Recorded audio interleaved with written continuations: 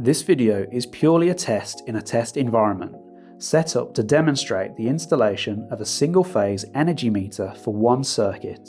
Typically, blanks will already be inserted, but for this demonstration we will keep them out.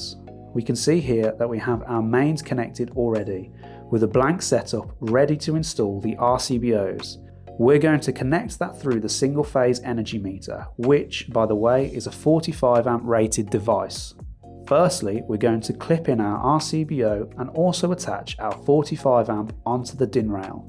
Then we're going to fit the buzz bar, carefully connect it and make sure it is secure. Next, we're going to connect our RCBO neutral lead, making sure it's securely in place.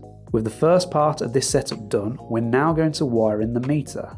On the side of the meter, there are some terminals which will indicate and guide you on what goes where, such as line in, line out, neutral. To start with the wiring, we're going to introduce the feed from the RCBO down to the single-phase energy meter. Routing the cable down the back just to keep things tidy, again make sure that it's all secure. Next, we're going to insert the neutral cables with the terminals being located at the top. Screw those in, making sure they're secure in place.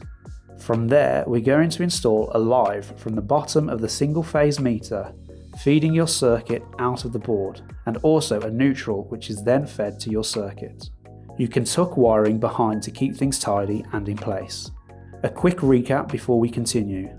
We have a live and neutral coming out of the RCBO into the single-phase meter. Then we have another live from the bottom of the meter leading out, and another neutral from the top of the meter leading out. With everything in place, now it's time to fit the lid onto the board. Make sure everything is secure.